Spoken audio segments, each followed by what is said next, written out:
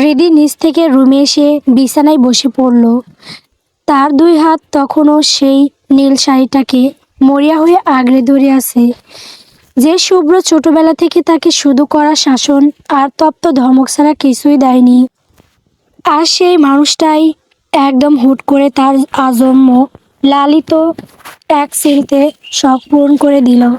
শাড়িটার রেশমি জমির হৃদির আঙ্গুলের ছোঁয়ায় এক অদ্ভুত শীতলতা দিচ্ছে, কিন্তু হৃদির ভেতরটা আগ্নেয়গিরির লাভার মতো দাউ দাউ করে জ্বলছে।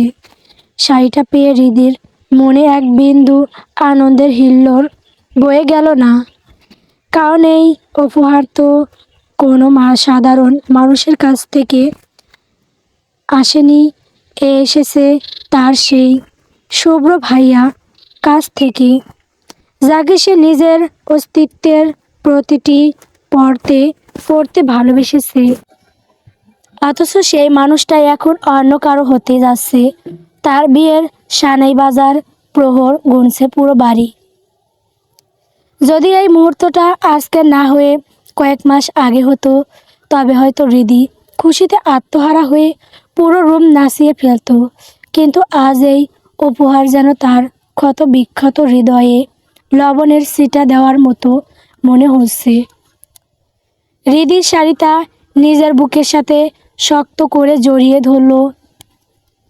তার দু চোখ বেয়ে নোনা জলের দ্বারা নেমে এসে শাড়ির নীল জমিনটাকে ভিজিয়ে দিচ্ছে। কান্না ব্যাগ সামলাতে না পেরে সে বিছানায় লুটিয়ে পড়ল।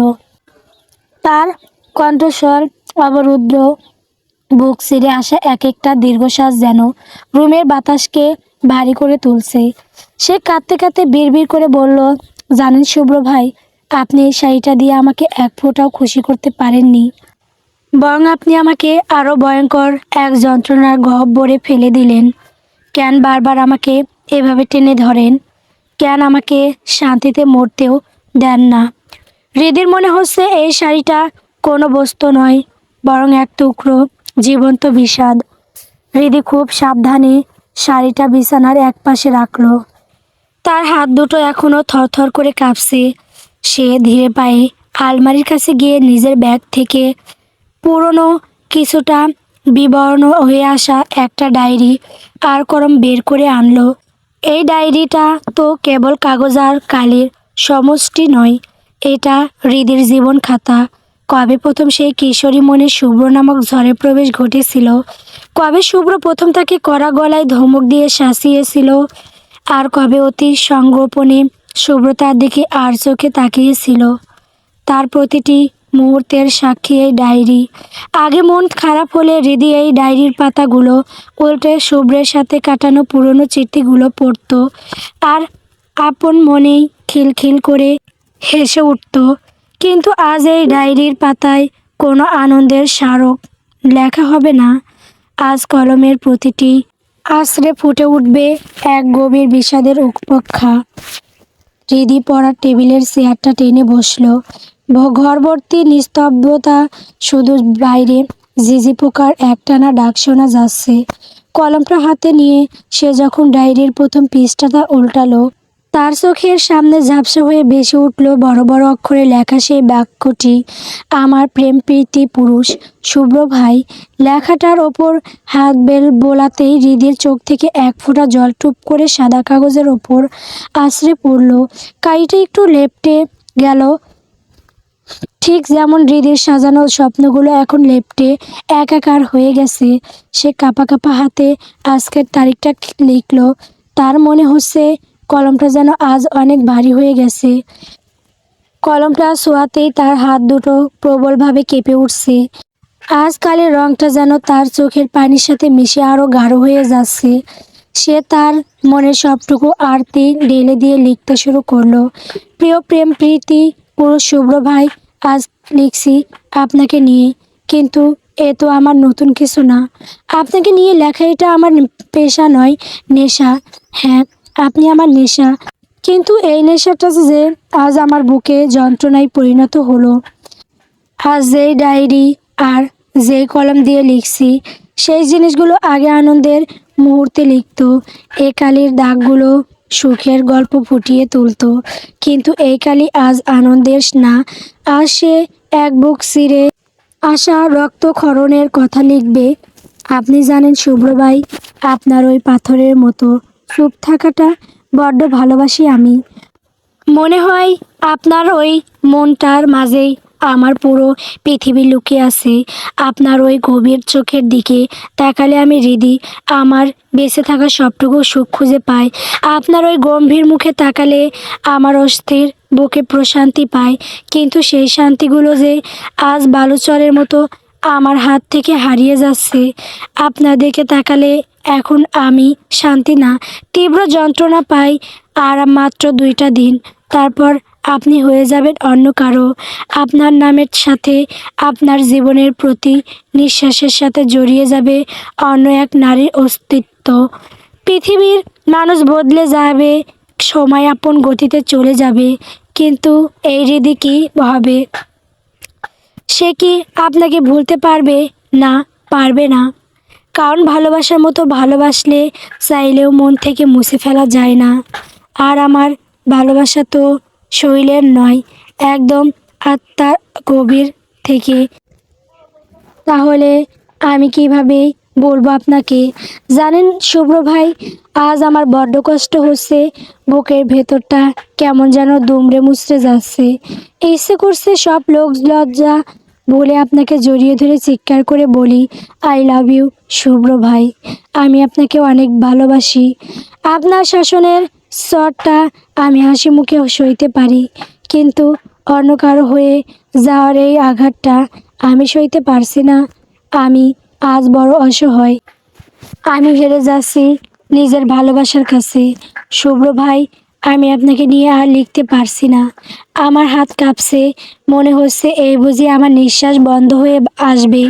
আচ্ছা শুভ্র ভাই, আমি যদি সব ছেড়ে আপনাকে বলি, চলেন না আপনি আর আমি মিলে দূরে কোথাও চলে যাই, যেখানে লোক চুমখোর অন্তরালে আমাদের ছোট্ট একটা ঘর হবে, সেখানে আমাদের ছোট্ট একটা স্বপ্নের সংসার হবে।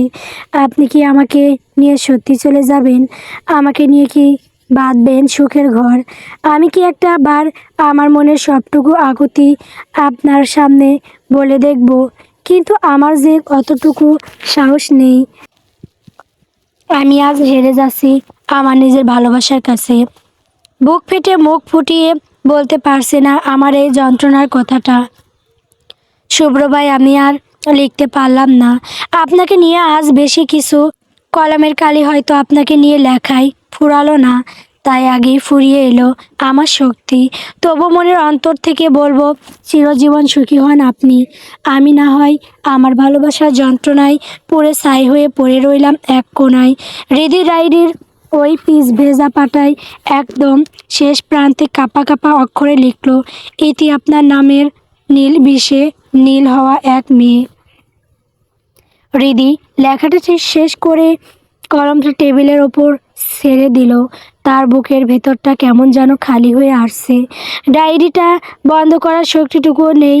সে অজোরে কাঁদতে কাঁদতে ওই খোলা ডায়েরির ওপরই মাথা রাখলো। চোখের জলে কাগজের কালি আরও কিছুটা লেপ্তে গেল। রাতের নিস্তবতায় শুধু তার ফুঁপিয়ে কাঁদার শব্দটাই শোনা যাচ্ছিল। সে জানে না এই লেখাগুলো কোনোদিন আলোর মুখ দেখবে কিনা, নাকি এই বিষাদের সাক্ষী হয়ে শুধু এই ডায়েরিটাই থেকে যাবে। সকাল সকাল চৌধুরী বাড়িটা একদম উৎসবের সেজে উঠেছে। বাড়ির চারপাশ বর্লিন আলোকসজ্জা আর ডেকোরেশনে ভরে উঠেছে। মেয়েরা দল বেঁধে আড্ডার মাঝে একে অপরের হাতে মেহেন্দি দিচ্ছে। হৃদি চুপচাপ সবার সাথে বসে আছে। যত সময় যাচ্ছে ততই তার বুকটা ফেটে আসছে। সে ভাবছে আর মাত্র একদিন পর তার এই প্রিয় মানুষটা অন্য কারো হয়ে যাবে। হঠাৎ চৌধুরীর বাড়িতে প্রবেশ করলো 2জন যুবক, শুভ্রের বন্ধু রিফাত আর তুর্য। দুজনে এসে বাড়ির বড়দের সাথে কুশল বিনিময় করে সোজা শুভ্রের রুমে আসলো। শুভ্র তখন নিজের মতো বিছানায় বসে ল্যাপটপে খুব মনোযোগ দিয়ে কিছু একটা করছিল। রিফাত সোজা শুভ্রের পাশে বসে তার কাঁধে একটা থাপ্পড় দিয়ে বলল, কী রে নতুন জামাই, এই সাত সকালে কিসের মিটিং করছিস? শুভ্র ল্যাপটপ থেকে চোখ না সরিয়ে গম্ভীর গলায় বলল, স্টপ টকিং রাবিশ। কখন এসেছিস সেইটা বল। তোর্য ঘরের সোফায় আরাম করে বসে বলল, এই তো মাত্র আসলাম। নিচে যা অবস্থা শুরু হয়েছে তা দেখে তো মনে হচ্ছে পুরো এলাকা মাথায় উঠবে। কিন্তু হবু বর রুমে বসে ল্যাপটপ টিপসে, এই দৃশ্য তো আগে কখনো দেখিনি। শুভ্র এবার ল্যাপটপ বন্ধ করে অত্যন্ত শান্ত গলায় তুর্যের উদ্দেশ্যে বলল, কেন বর কি ল্যাপটপ টিপতে পারে না? তুর্য কপালে ভাঁজ ফেলে বলল, পারে, কিন্তু বিয়ের আমেজ সেরে এই সাত সকালে ল্যাপটপ নিয়ে বসে থাকাটা কোনো ধরনের রসিকতা। শুভ্র বিছানা থেকে উঠে ধীর পায়ে ওয়াশরুমের দিকে যেতে যেতে লিলিপ্ত গলায় বলল, I have no idea. By the way, তোরা বস, I will be back in a minute. Saira Chowdhury নাস্তার ট্রে সাজিয়ে নিয়ে আসলেন সব মেয়েদের মাঝে, কিন্তু সবার হাতে মেহেন্দি দেখে সাহেরা চৌধুরী কিছুটা বিপাকে পড়ে বললেন, একই তোরা তো সবাই মেহেন্দি দিয়ে ফেলেছিস, এখন এই নাস্তার ট্রে কার হাতে দিয়ে ওপরে পাঠাই বলতো। শুভ্রা হাতের মেহেন্দি শুকাতে শুকাতে বলল, আমর রিদিকে দাও, ও এখনও মেহেন্দি পরেনি। সায়রা চৌধুরী রিদির হাতের দিকে তাকিয়ে দেখলেন সত্যি রিদি এখনও মেহেন্দি পরেনি। তিনি কিছুটা অবাক হয়ে ভ্রু কুঁচকে বললেন, কিরে রিদি, তুই মেহেদি পড়িসনি কেন? সবাই তো হাসাহাসি করে পড়ছে। রিদি ম্লান হেসে নিচু গলায় বলল, এমনি পড়িনি মামি, পরে কোনো এক সময় পড়ে নেব। আচ্ছা ঠিক আছে, তাহলে তুই এই নাস্তার ট্রেটা নিয়ে শুভ্রের রুমে দিয়ে আয়। বলেই সাহেরা চৌধুরীর উত্তরের অপেক্ষা না করে রিদি হাতে ট্রেটা ধরিয়ে দিয়ে চলে গেলেন। রিদি নিজের ভেতরের সবটুকু সাহস সঞ্চয় করে উঠে দাঁড়ালো। সে খুব ধীর পায়ে সিঁড়ি বেয়ে উপরে উঠতে শুভ্রের রুমের সামনে এসে দাঁড়ালো। বুকের ভেতরটা তার ধড়ফড় করছে। সে দরজায় মৃদু করাঘাত করে নিচু স্বরে বলল, ভাইয়া আসবো? ভেতর থেকে রিফাত বেশ অমায়িক স্বরে বলল, আশা শুভ্র রুমে নেই। হৃদি খুব সন্তর্পণে নিজের অস্তিত্বকে যেন ছোট করে মাথা নিচু করে রুমে প্রবেশ করলো। হৃদিকে দেখা মাত্র রিফাতের দৃষ্টি যেন স্থির হয়ে আটকে গেল হৃদির ওপর। হৃদির সেই মায়াবী চেহারার বিষণ্ণতা রিফাতকে মুহূর্তে মুগ্ধ করল। হৃদি ধীর পায়ে এগিয়ে এসে বিছানার ওপর নাস্তার ট্রেটা সন্তর্পণে রাখল। তার হাত দুটি হালকা কাঁপছে। নিচু স্বরে সে বলল, মামি আপনাদের জন্য নাস্তা পাঠিয়েছেন। বলে হৃদি কোনো মতে নিজেকে সেখান থেকে সরিয়ে নিতে চাইল, কিন্তু সে পা বাড়াতেই রিফাত কিছুটা আগ্রহ নিয়ে বলে উঠল, এই মেয়ে দাঁড়াও, তুমি কি শুভ্রের কাজিন লাগো? হৃদি দরজার দিকে এক পা বাড়িয়েও থমকে দাঁড়ালো। ঠিক সেই মুহূর্তে ওয়াশরুমের দরজা খুলে শুভ্র বেরিয়ে এলো। তার পরনে একটা কুচকুচে কালো শার্ট, চুলগুলো হালকা ভেজা, কিছুটা কপালে এসে লেপ্টে আছে। রিফাতকে হৃদির দিকে তাকিয়ে থাকতে দেখে আর রিফাতের কথা শুনে শুভ্র বেশ বিরক্ত হলো। সে হাতের তোয়ালেটা একপাশে ছুঁড়ে ফেলে অত্যন্ত কর্কশ আর ঠান্ডা গলায় রিফাতকে বলল, why are you so interested? That's none of your business Rifat. ওর পরিচয় জেনে তোর কি কাজ? রিফাত একটা বাঁকা হাসি দিয়ে শুভ্রের দিকে তাকিয়ে টিপ্পনি কাটল। পরিচয় জানতে হলে কি কোনো কারণ লাগে নাকি? আমি তো ভাবছি তোর এই সুন্দরী কাজিনটাকে পটানো যায় কি না। তোর জোর হৃদির ফ্যাকাশে হয়ে যাওয়া মুখটার দিকে এক পলক তাকিয়ে ফাজলামি করে বলল, তুমি কে গো সুন্দরী? আমার এই বন্ধুর আসল মনটা তো দেখছি তুমি কেড়ে নিলে। কোথায় তোমার বাড়ি বলে দাও না সুন্দরী, কালী ঘটক নিয়ে হাজির হব তোমার বাড়ি। হৃদি দরজার চৌখাটের কাছে একদম কাঠের পুতুলের মতো স্থির হয়ে দাঁড়িয়ে রইল। তার মনে হচ্ছে পায়ের নিচের মাটিটা দুলছে। শুভ্র এবার আর নিজেকে সামলাতে পারল না। তার ফর্সা মুখটা রাগে একদম রক্তবর্ণ হয়ে গেল। সে সিংহ গর্জনে ফেটে পড়ল, that is enough Rifat and Turjo, অনেক হয়েছে। এইটা তোদের ফাজলামি করার জায়গা না। শুভ্রের ওই রণ মূর্তি দেখে রিফাত আর তুর্য দুজনেই একদম কুঁকড়ে গেল। তাদের মুখে আর কোনো রাগ কাড়ল না। হৃদি ভয়ে একদম কেঁপে উঠল। শুভ্র এবার হৃদির দিকে তপ্ত চোখে তাকিয়ে অত্যন্ত কর্কশ গলায় চিৎকার করে বলল, আর তুই তুই এখানে দাঁড়িয়ে দাঁড়িয়ে কি দেখছিস? তামাশা দেখছিস? বের হ রুম থেকে। Get out of my room right now. শুভ্রের কর্কশ কণ্ঠস্বরে ধমকে ভয়ে হৃদি এক ছুটে রুম থেকে বেরিয়ে গেল। হৃদি বেরিয়ে যেতেই তুর্য শুভ্রের সেই অগ্নিশর্মা মুখে দেখে তাকে কিছুটা ভড়কে গেল। তবু পরিবেশ হালকা করতে তীপন্ন কেটে বলল, রিল্যাক্স শুভ্র, তুই যেভাবে ধমক দিলি মেয়েটাকে, ও তো ভয়ে একদম কুঁকড়ে গেছে। না মানে আমাদের ধমক দিয়েছিস, আমরা বড় মানুষ, হজম করে নিয়েছি, কিন্তু মেয়েটা তো পিচ্ছি। ওইটুকুনি মেয়ে তোর এই সিংহ গর্জন কিভাবে সামলাবে? এখন গিয়ে দেখ, আন্টি রাসেল ধরে ফুপিয়ে ফুপিয়ে তোর নামে নির্ঘাত নালিশ দিছে। শুভ্র ভাই আমাকে ধমক দিয়েছে। শুভ্র আয়নার সামনে দাঁড়িয়ে ধীর স্থিরভাবে হাতের ঘড়িটা কবজিতে পড়তে পড়তে শান্ত অথচ তীক্ষ্ণ গলায় বলল, তোদের মতো থার্ড ক্লাস না ও। হৃদিকে আমি যতটুকু চিনি ও ভীষণ শান্তশিষ্ট একটা মেয়ে। আর ওকে কি আমি আজই প্রথম ধমক দিয়েছি নাকি? মেয়েটা যখন থেকে নাকে নলগ পড়া শুরু করেছে তখন থেকে আমার ধমক খেয়ে বড় হচ্ছে।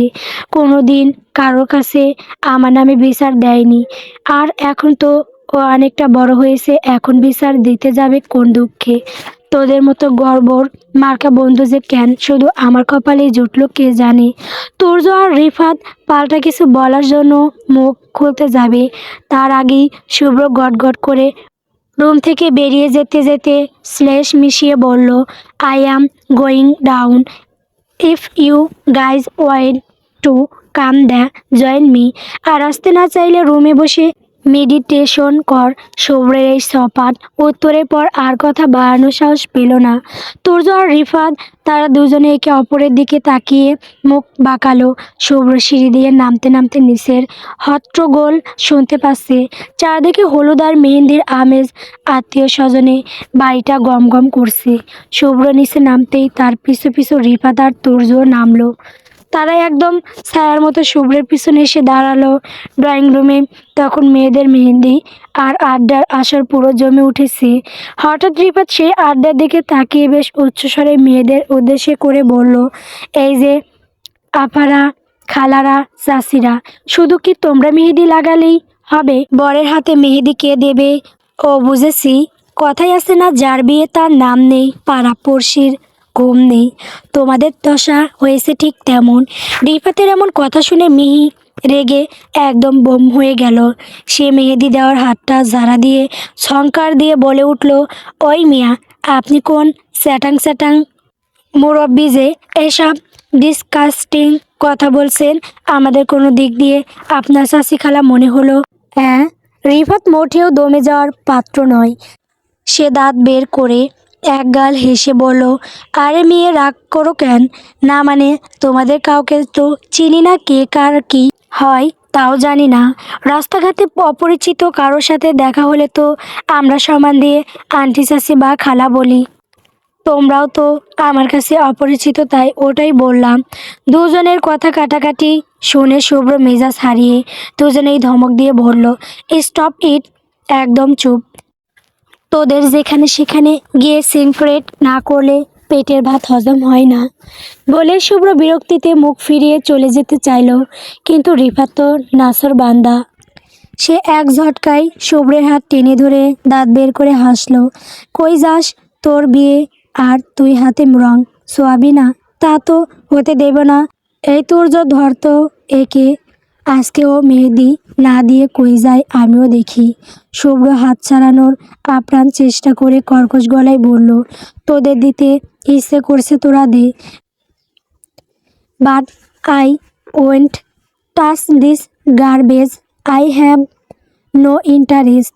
কিন্তু তুর্য আর রিফাত এক প্রকার গায়ের জোরেই শুভ্রকে পাজা কোলা করে টেনে নিয়ে মেয়েদের আড্ডার মাঝখানে সোফায় দোপাস করে বসিয়ে দিল। তুর্য বিজয়ী হাসি দিয়ে মেয়েদের দিকে তাকিয়ে ঘোষণা করলো, এই যে সুন্দরীরা, তোমাদের মধ্যে কে সব থেকে স্পেশাল ডিজাইন পারো? আমাদের এই কাঠখোটকা বরটার হাতে একটা খাসা নকশা তুলে দাও তো। ওকে চেপে ধরে রাখার দায়িত্ব আমাদের। শুভ্র সোফা থেকে ওঠার জন্য দস্তাদস্তি শুরু করলো। তার ফর্সা মুখটা রাগে আর লজ্জায় লাল হয়ে উঠেছে। সে চিৎকার করে বলল, হোয়াট দ্য হেল! স্যার বলছি আমাকে, তোদের সব গুয়ামি হাতে লাগাবো না। তোড়া লাগা। রিফাত শুভ্রের কবজিটা লোহার মতো শক্ত করে চেপে ধরে হেসে কুটি কুটি হয়ে বলল, ব্যাস ব্যাস, এই গুই আজকে তোর হাতে তালুতে লেপে দেব। একদম চুপচাপ বস দুলহা সাহেব। শুভ্র চরম বিরক্তি আর গম্ভীর্য নিয়ে সোফায় পাথরের মতো বসে রইল। কিন্তু আসল বিপত্তিটা বাঁধল মেহেদি দিতে গিয়ে। বাড়ির সব মেয়ে ইতিমধ্যে হাত রাঙিয়ে ফেলেছে, কারো হাতেই এখনো পুরোপুরি শুকায়নি যে শুভ্রের হাতে নকশা করে দেবে। সবার এই ইতস্ত ভাবনার মাঝেই শুভ্রার মনে পড়ে গেল হৃদির কথা। হৃদি এখনো মেহেদি ছোঁয়ায়নি, আর ও যে কত নিখুঁত মেহেদি দিতে পারে তা শুভ্রার খুব ভালো জানা। শুভ্রা এক ঝটকায় উঠে দাঁড়িয়ে রিফাত আর তুর্যের উদ্দেশ্যে চটপটে গলায় বলল, আপনারা ভাইয়াকে ছাড়বেন না, একদম ধরে রাখেন, আমি হৃদিকে ধরে নিয়ে আসছি। শুভ্রা পুরো বাড়ি তন্ন তন্ন করে খুঁজে শেষে ছাদে গিয়ে দেখলো হৃদির রেলিং ধরে একদম নিচুপ হয়ে আকাশের দিকে তাকিয়ে আছে। শুভ্রা কোনো কথা না শুনে এক প্রকার জোর করে হৃদিকে টেনে নিচে নিয়ে আসতে লাগলো। হৃদি নিজেকে ছাড়ানোর চেষ্টা করে বিরক্তি হয়ে বলল, কি হয়েছে, এভাবে টেনে হিসড়ে কোথায় নিয়ে যাচ্ছিস আমাকে? শুভ্রা কোনো জবাব না দিয়ে সিঁড়ি ভাঙতে ভাঙতে বলল, শুভ্র ভাইকে মেহেদি পরিয়ে দিতে। আমাদের সবার হাতে মেহেদি হাত খালি নেই যে ভাইয়াকে পরিয়ে দেব। তুই দিসনি, তাই আগে ভাইয়াকে পরিয়ে দিয়ে তারপর তুইও পরে নিস। শুভ্র নামটা শোনা মাত্রই হৃদির কলিজাটা যেন মোচড় দিয়ে উঠল। বুকের ভেতর সেই হার্টবিট আবার ড্রাম বাজানো শুরু করেছে। যে মানুষটার সামনে গেলেই সে ভয়ে কাঠ হয়ে যায়, আজ তার হাতের ওপর হাত রেখে সে মেহেদি পরিয়ে দেবে ভাবতেই হৃদির হাত পা বরফের মতো ঠান্ডা হয়ে আসছে। সে শুভ্রাকে মানা করার জন্য কিছু একটা বলতে চাইল, কিন্তু শুভ্রা তখন পুরো অ্যাকশন মুডে।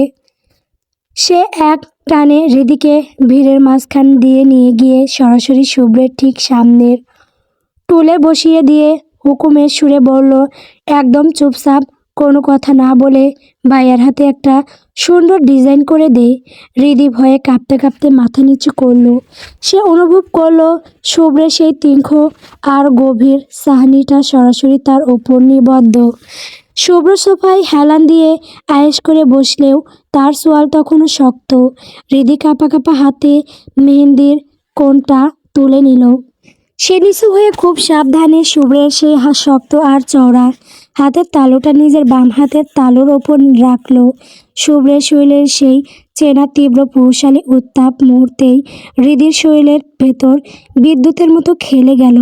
শুভ্র এবার হৃদির একদম চোখের দিকে তাকিয়ে অত্যন্ত শান্ত অথচ এক অদ্ভুত ভারী গলায় বলল, you have to be very careful. আমার হাতে যেন কোনো হিজিবিজি ডাক না পড়ে। Otherwise you know me. শুভ্রের সেই শীতল কণ্ঠের হুঁশিয়ারি শুনে হৃদির বুকটা ধক করে উঠল। সে অনেক কষ্টে নিজের শরীরের কাঁপুনি দমন করার চেষ্টা করে অত্যন্ত জড়সড় হয়ে মেহেদির কোণটা ধরল। তার ফর্সা আঙুলগুলো কাঁপছে, ঠিক মতো নকশা ফুটে উঠছে না। হৃদির কেবলই মনে হচ্ছে সামান্য এদিক ওদিক হলেই শুভ্র সবার সামনে আবার সেই অপমানজনক ধমকটা দেবে। এক বুক আতঙ্ক আর মনের গভীরের এক রাশ চাপা কষ্ট নিয়ে সে কোনো দিকে না তাকিয়ে কেবল যান্ত্রিকভাবে নকশা করে চলল। ধীরে ধীরে মেহেদি দেওয়া শেষ হলো। শুভ্র নিজের হাতের তালুর দিকে তাকিয়ে কিছুটা অবাকই হলো। অগোছালো মনের কাজ হলেও নকশাটা বেশ শৈল্পিক আর নিখুঁত হয়েছে। শুভ্র প্রশংসা সূচক কিছু একটা বলে আসন ছেড়ে উঠতে যাবে, ঠিক তখনই শুভ্রা পেছন থেকে বাজ পাখির মতো শুভ্রের কাঁধ চেপে ধরে দুষ্টুমি করে বলল, কই যাও ভাইয়া? মেহেদি যেহেতু দিয়েই ফেলেছো, তাহলে হবু ভাবির নামটাও লিখে রাখো, এটাই তো নিয়ম। শুভ্র হাত সরিয়ে নেওয়ার চেষ্টা করে কড়া গলায় বলল, স্যার আমায়, ইটস টোটালি ইউজলেস। ওসব নাম টাম লেখার কোনো প্রয়োজন আমি দেখছি না। কিন্তু কে শোনে কার কথা? শুভ্রা নাছোড়বান্দার মতো শুভ্রের হাতটা টেনে ধরে আবার হৃদির সামনে পেতে ধরল। তারপর হৃদির দিকে তাকিয়ে হাতের তালুর একটা নির্দিষ্ট খালি জায়গা দেখিয়ে হুকুম দিল, এই রিদি, এখানে একদম সুন্দর করে নেহা নামটা লিখিয়ে দে তো। মুহূর্তের মধ্যে রিদি পৃথিবীটা যেন থমকে গেল। তার মনে হলো বাতাসের অক্সিজেন ফুরিয়ে আসছে, যাকে সে শৈশব থেকে মনে মনে নিজের ধ্রুবতারা মেনে ভালোবেসে এসেছে, যার শাসন আর বারণকেই জীবনে সব কিছু ভেবেছে, আজ নিজের কাঁপা কাঁপা হাতে সেই পরম প্রিয় মানুষটার গায়ে অন্য কোনো নারীর নাম খোদাই করতে হবে। এই যন্ত্রণা কতটা তীব্র তা কেবল হৃদি দুমড়ে মুচড়ে যা মনটাই জানে। হৃদি আবারও শুভ্রের সেই তপ্ত হাতটা নিজের হাতের ওপর তুলে নিল। চোখের নোনা জল অনেক কষ্টে চোখের কোণেই আটকে রেখে দাঁতে দাঁত চেপে সে অতি কষ্টে যখনই এন অক্ষরটা লিখতে শুরু করলো, ঠিক তখনই ঘটল কাণ্ড। তুর্য হঠাৎ এক বিশাল লাফ দিয়ে শুভ্রকে ঝাপটে ধরে আর্তনাদ করে উঠল। সে আচমকা ধাক্কায় শুভ্রের পুরো হাতটাই হৃদির হাতের ওপর গিয়ে আছড়ে পড়ল। মুহূর্তের মধ্যে হাতের তালু সব মেহেন্দি লেপ্টে একাকার হয়ে গেল। শুভ্রের অসম্পূর্ণ নাম আর হৃদির হাতের তালু দুটোই এখন কালচে রঙে মাখামাখি। হৃদি ধবড়িয়ে পিছিয়ে দাঁড়ালো। শুভ্র নিজের নষ্ট হয়ে যাওয়া হাতের দিকে তাকিয়ে অগ্নিদৃষ্টিতে তুর্যের দিকে তাকিয়ে গর্জে উঠল, what the hell did you just do? এইটা কি করলি তুই? তুর্য নিজের পাজায় হাত বুলিয়ে ব্যথায় কুঁকড়ে গিয়ে বলল, I am really sorry ma'am. আমি বুঝতে পারছি না কি হলো, আমার মনে হলো কেউ আমার পাজায় একদম জ্যান্ত কোনো চিমটি কেটেছে, আর আমি সেই যন্ত্রণায় নিজেকে সামলাতে না পেরে তোকে ধাক্কা দিয়ে ফেলেছি। রিফাত একদম আকাশ থেকে পড়ার ভান করে কপালে ভাঁজ ফেলে বেশ অবাক হয়ে বলল, চিমটি? তোকে আবার এই ভিড়ের মধ্যে কে চিমটি কাটলো? সবাই তো যে যার মতো ব্যস্ত। তোজ চোরের মতো আশেপাশে তাকাতে তাকাতে আর নিজের পাজা ঘষতে ঘষতে বলল, সেটাই তো বুঝতে পারছি না কে কাটলো, কিন্তু আমি একদম হলফ করে বলতে পারি কেউ আমাকে জ্যান্ত একটা চিমটি কেটেছে। আমার পাজায় এখনো মনে হচ্ছে আগুন জ্বলছে। পাশ থেকে পাখি বড় বড় চোখ করে তুর্যের দিকে তাকিয়ে বলল, কিন্তু আমরা তো কেউ আপনার ধারে কাছেও যাইনি, তাহলে হঠাৎ আপনাকে চিমটি মারার শখ কার জাগবে? এই ভর দুপুরের আপনার ওপর জিনপরি আসর করলো নাকি? শুভ্র আর এক মুহূর্ত সেখানে দাঁড়িয়ে থাকার ধৈর্য বজায় রাখতে পারল না। সে এক ঝটকায় সোফা ছেড়ে দাঁড়িয়ে পড়ল। তার দু চোখ দিয়ে যেন আগ্নেয়গিরির লাভা জ্বরছে। সে সবার দিকে এক পলক তপ্ত দৃষ্টি তাকিয়ে বিরক্তির সাথে বলল, তোরা জাস্ট ডিসগাস্টিং। তোদের এই সস্তা ফাজলামির কোনো সীমা নেই। হাতের তালুতে এই নোংরা মেহেদি লেগে না থাকলে এখনই তোদের সব কয়টার গালে থাপ্পড় দিয়ে দাঁতগুলো হাতে ধরিয়ে দিতাম। বলে শুভ্র বের ঠেলে ঝড়ের বেগে বড় বড় পা ফেলে সিঁড়ি বেয়ে নিজের রুমের দিকে চলে গেল। রিফাত, তুর্য আর বাকি সবাই একদম পাথরের মূর্তির মতো দাঁড়িয়ে শুভ্রের যাওয়ার পথের দিকে তাকিয়ে রইল। তুর্য এখনো হতভম্ব, তার মাথায় কাজ করছে না যে আসামিটা আসলে কে। সে নিশ্চিত কেউ একজন তাকে একদম মোক্ষম সময়েই চিমটিটা কেটেছে, কিন্তু আসামিটা কে সেইটা সে ধরতে পারছে না। হৃদয় এখনো ড্রয়িং রুমের সেই কোনায় পাথরের মতো দাঁড়িয়ে আছে। তার হাতের তালুতে শুভ্রের হাতের সেই তপ্ত মেহেন্দি লেপটে একাকার হয়ে আছে। তার বুকের ভেতর তখনও এক প্রলয়ঙ্কারী ঝড় বয়ে যাচ্ছে। শুভ্র নিজের রুমে ঢুকে রাগে গজগজ করতে করতে সোজা ওয়াশরুমে গিয়ে ঢুকলো। পানি ছেড়ে সে সাবান দিয়ে ঘষে ঘষে হাতের তালুটা ধুতে লাগলো, কিন্তু মেহেন্দির গাঢ় রং ততক্ষণে চামড়ার গভীরে জেদ ধরে বসেছে। কিছুক্ষণ ধস্তাধস্তির পর শুভ্র বুঝলো এই দাগ এখনই উঠবে না, অন্তত কয়েকটা দিন তাকে এই চিহ্ন বয়ে বেড়াতে হবে। সন্ধ্যা নামতেই চৌধুরী বাড়িটা যেন এক আলোময় স্বপ্নপুরীতে পরিণত হলো। প্রকাণ্ড বক্সের গানের তালে তালে পুরো বাড়ির দেওয়ালগুলো পর্যন্ত কেঁপে কাঁপছে। বাড়ির সামনের বিশাল খোলা জায়গায় গায়ে হলুদের এক রাজকীয় স্টেজ বানানো হয়েছে। চারপাশ রঙিন আলো আর কাঁচা ফুলের গন্ধে এমনভাবে সাজানো হয়েছে যেন বাস্তবের মাটিতে কোনো এক পরিরাজ্যে নেমে এসেছে। সুব্রাস থেকে শুরু করে বাড়ির সব মেয়েরা আজ হলুদ সবুজ কম্বিনেশনের সিল্কের শাড়ি পরেছে। প্রত্যেকের গলায় আর কানে হাতে বানানো গাঁদা ফুল আর কাঁচা হলুদের গয়না। পার্লার থেকে আসা রূপটানে শিল্পীরা তাদের ঘষে মেজে এক একজন অপার্থিব সুন্দরী বানিয়ে দিয়েছে। পুরো বাড়িতে হাসির রোল, আনন্দের হিল্লোড়। কিন্তু এই মহোৎসবের মাঝেও একজন নিজেকে একদম আড়ালে করে রেখেছে, সে হৃদি। সবাই রঙের উৎসবে মেতেছে। হৃদি তার ঘর অন্ধকার করে জানালার পাশে দাঁড়িয়ে আছে। সে সাজেনি, গায়ের হলুদের ওই উজ্জ্বল হলুদ রংটা পরার সাহস তার হয়নি। সে শরীর জড়িয়েছে এক গাঢ় নেভি ব্লু রঙের সাধারণ গাউনে। চুলে কোনো ফুলের মালা নেই, মুখে নেই কোনো প্রসাধনীর ছোঁয়া। নিজেকে যতটুকু সম্ভব সাদাসিধাভাবে গুছিয়ে নিয়েছে সে। সাজবে কি করে? হৃদি তো এই বাড়ির সেই অভাগী মেয়ে যে ছোটবেলা থেকে তিল তিল করে যাকে ভালোবেসে নিজের অস্তিত্বে গেঁথেছে। আজ তারই বিয়ের দাওয়াত খেতে হচ্ছে তাকে। কাল সকালে এই একই মানুষের পাশে সে অন্য এক নারীকে আসীন দেখবে। অন্য কারো হাতের ওপর হাত রেখে শুভ্র কবুল বলবে। খোদা, এই দৃশ্য কল্পনা করাটাও যে কতটা যন্ত্রণার। তার হৃদয়ের বুকের ভেতর ধকধক করতে থাকা কলিজাটা প্রতি মুহূর্তে জানান দিচ্ছে। শুভ্রা হৃদিকে কোথাও না পেয়ে হন্তদন্ত হয়ে তার রুমের সামনে এসে দাঁড়ালো। দরজার ফাঁক দিয়ে তাকিয়ে দেখলো ভেতরটা একদম ঘুটঘুটে অন্ধকার। উৎসবের বাড়ি এত আলো যেন এই একটি দরজায় এসেই থমকে গেছে। শুভ্রা অবাক হয়ে তড়িঘড়ি করে রুমে এসে রুমের লাইট অন করে দিল। হঠাৎ আলোর ঝলকানিতে হৃদি চোখ দুটো ছোট করে ফেলল। সামনে শুভ্রাকে দেখে সে বেশ চমকে উঠল। শুভ্রা হৃদির এই হতশ্রী দশা দেখে কোমরে হাত দিয়ে শাসন করার ভঙ্গিতে বলল, তুই এখনো এভাবে মূর্তি হয়ে দাঁড়িয়ে আছিস?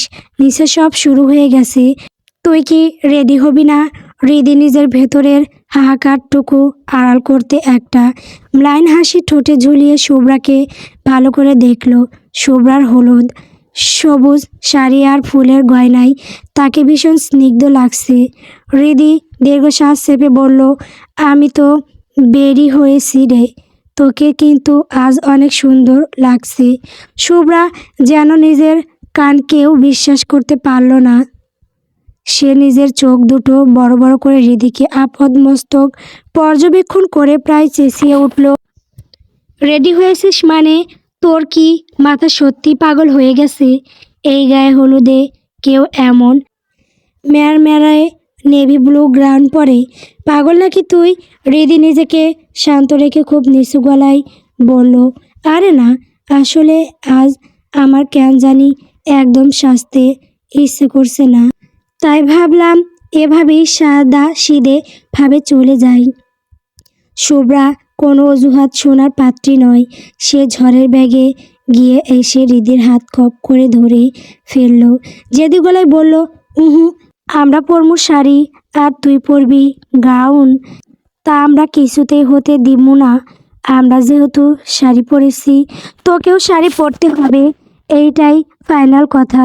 হৃদি কিছু একটা বলে নিজেকে বাঁচানোর চেষ্টা করতে চাইল, কিন্তু তার আগে শুভ্রা তাকে হ্যাঁচকা টানে রুম থেকে বের করে করিডোরে এসে চিল্লিয়ে চিল্লিয়ে মিহিয়ার পাখিদের ডাক দিল। হৃদির ওই সাদামাথা রূপ দেখে মিহিয়ার পাখিও যেন ক্ষিপ্ত হয়ে উঠল। তারা সবাই মিলে হৃদিকে ঘিরে ধরল। হৃদি বারবার বলছে যে সে শাড়ি পরবে না, কিন্তু কে শোনে কার কথা। তারা জোর করে টেনে হিঁচড়ে হৃদিকে সাজানো রুমে নিয়ে গেল।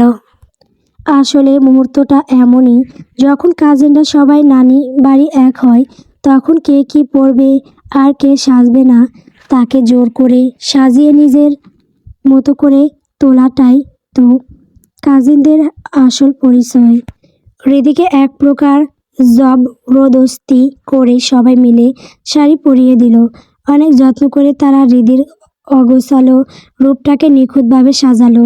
হৃদি সারা শরীর তাজা গাঁদা আর গোলাপ ফুলের গয়নার একদম মুড়ে দেওয়া হলো।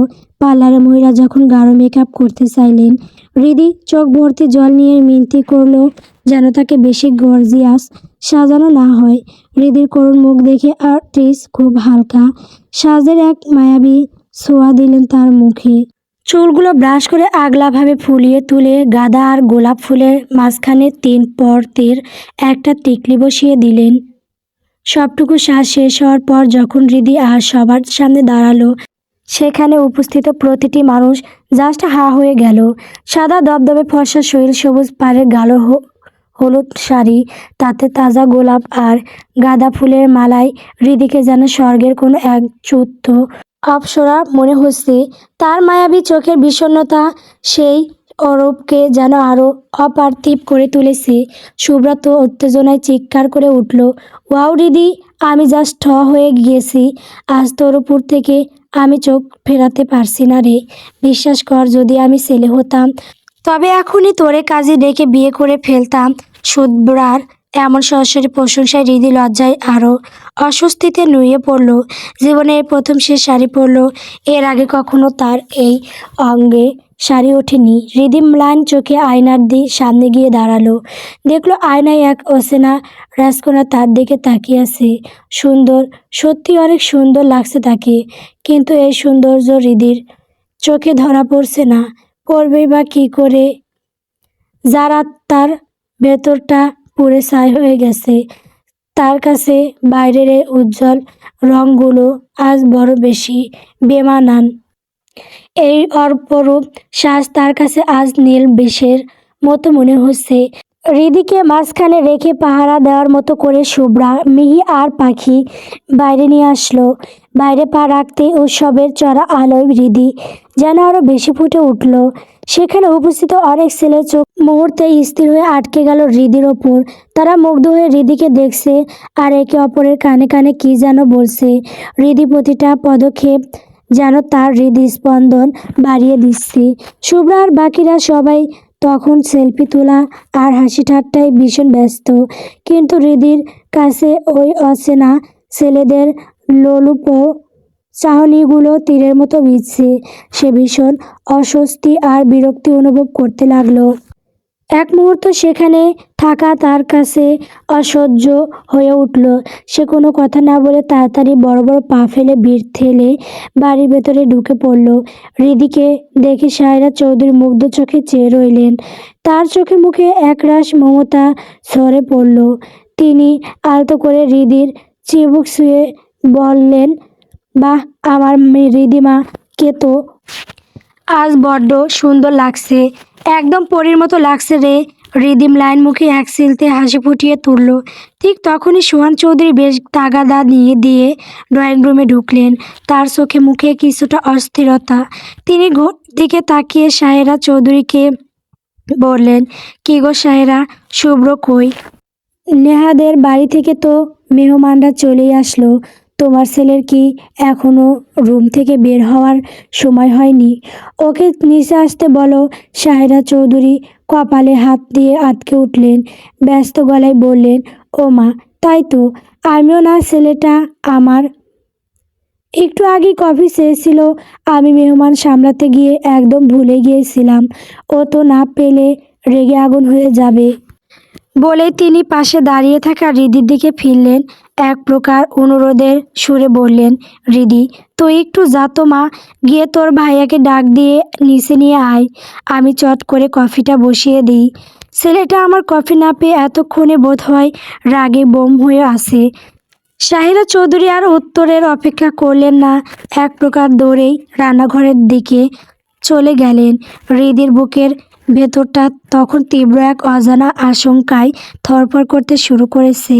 প্রথমবার শাড়ি পরা, তার উপর এমন সাজ, এই অবস্থায় শুভ্রের সামনে যাবে, সে তো লজ্জায় একদম কুঁকড়ে যাবে। কিন্তু সাহেরা চৌধুরীর কথা সে কোনোদিন অমান্য করতে পারেনি। তাই বুক ভরে একটা দীর্ঘশ্বাস নিয়ে খুব ধীর পায়ে সিঁড়ি ভেঙে উপরে উঠতে শুরু করলো। শুভ্রের রুমের দরজার সামনে আসতে হৃদির পা দুটো থরথর করে কাঁপতে লাগলো। তার মনে হচ্ছে হার্টবিট যেন কোনো এক অদৃশ্য প্রতিযোগিতায় নেমেছে। হৃদি কাঁপা কাঁপা হাত দিয়ে দরজায় সামান্য একটু ধাক্কা দিতেই সেটা ক্যাস ক্যাস শব্দে করে খুলে গেল। দরজাটা আটকানো ছিল না, শুধু ভিড়ানো ছিল। হৃদি অতি সন্তর্পণে চোরের মতো পা ফেলে রুমে প্রবেশ করলো। রুমের পরিবেশটা একদম নিস্তব্ধ, গম্ভীর, ঠিক শুভ্রের ব্যক্তিত্বের মতো। কিন্তু শুভ্রকে কোথাও দেখা যাচ্ছে না। হৃদি সারা ঘরে চোখ বুলালো, কোথাও কেউ নেই। হঠাৎ হৃদি ভাবলো শুভ্র হয়তো বেলকনিতে দাঁড়িয়ে আছে।